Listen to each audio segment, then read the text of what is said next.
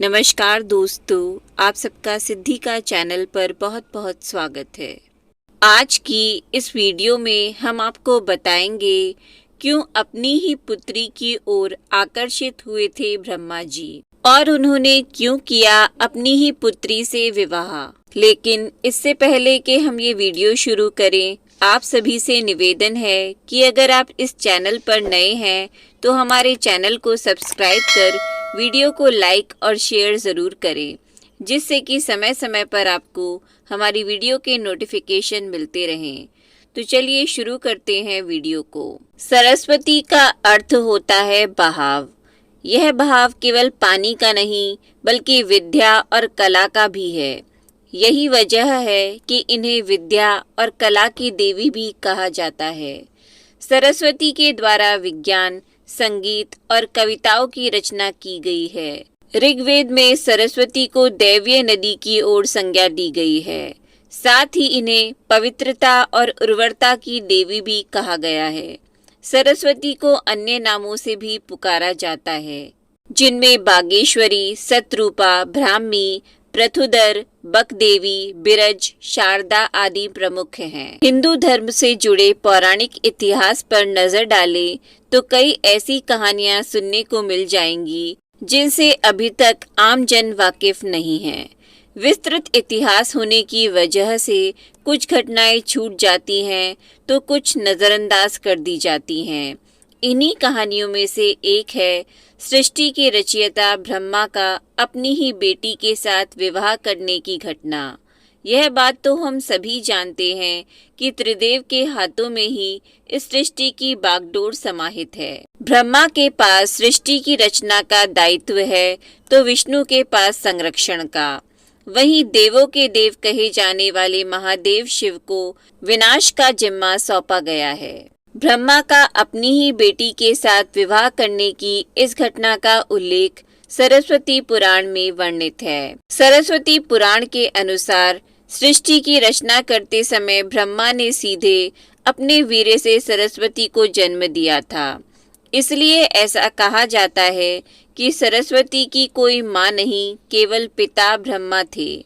सरस्वती को विद्या की देवी कहा जाता है, लेकिन विद्या की यह देवी बेहद खूबसूरत और आकर्षक थी कि स्वयं ब्रह्मा भी सरस्वती के आकर्षण से खुद को बचाकर नहीं रख पाए और उन्हें अपनी अर्धांगिनी बनाने पर विचार करने लगे। सरस्वती ने अपने पिता की इस मनोभावना को भांपकर उनसे बचने के लिए चारों दिशाओं में छिपने का प्रयत्न किया, लेकिन उनका यह प्रयास बेकार साबित हुआ।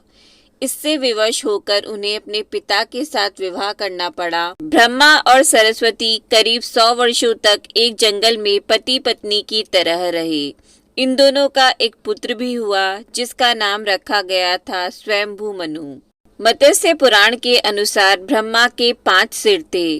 कहा जाता है कि जब ब्रह्मा ने सृष्टि की रचना की तो वह इस समस्त ब्रह्मांड में अकेले थे।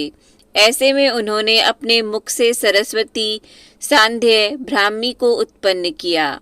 ब्रह्मा अपनी ही बनाई हुई रचना सरस्वती के प्रति आकर्षित होने लगे और लगातार उन पर अपनी दृष्टि डाले रखते थे। ब्रह्मा की दृष्टि से बचने के लिए सरस्वती चारों दिशाओं में छिपती रही, लेकिन वह उनसे नहीं बच पाई। इसलिए सरस्वती आकाश में जाकर छिप गई, लेकिन अपने 5वें सिर से ब्रह्मा ने उन्हें आकाश में भी खोज निकाला और उनसे सृष्टि की रचना में सहयोग करने का निवेदन किया। सरस्वती से विवाह करने के पश्चात सर्वप्रथम मनु का जन्म हुआ। ब्रह्मा और सरस्वती की यह संतान मनु को पृथ्वी का जन्म लेने वाला पहला मानव कहा जाता है। इसके अलावा मनु को वेदों, सनातन धर्म और संस्कृत समेत समस्त भाषाओं का जनक भी कहा जाता है। प्रजापति ब्रह्मा का अपनी ही पुत्री के प्रति आकर्षित होना और उसके साथ संभोग करना अन्य सभी देवताओं की नज़रों में अपराध था। सभी ने मिलकर पापों का सर्वनाश करने वाले शिव से आग्रह किया कि ब्रह्मा ने अपनी ही पुत्री के लिए यौन आकांक्षाएं रखी, जो कि एक बड़ा पाप है। ब्रह्मा को उनके किए का फल मिलना ही चाहिए। क्रोध में आकर शिव ने उनके 5वें सिर को उनके धड़ से अलग कर दिया।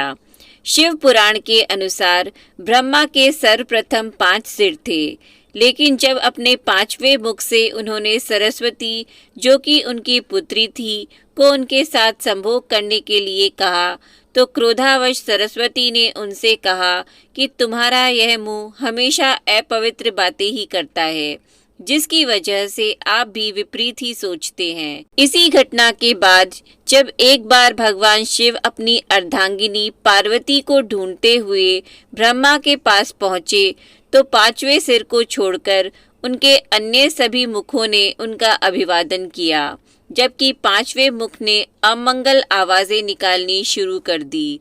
इसी कारणवश क्रोध में आकर शिव ने ब्रह्मा के 5वें सिर को उनके धड़ से अलग कर दिया। तो दोस्तों, कैसी लगी आपको हमारी ये वीडियो? नीचे कमेंट बॉक्स में ज़रूर बताएं। वीडियो पसंद आया हो तो वीडियो को लाइक और शेयर ज़रूर करें और हमारे चैनल को सब्सक्राइब करना न भूलें। आपका वीडियो देखने के लिए बहुत बहुत धन्यवाद।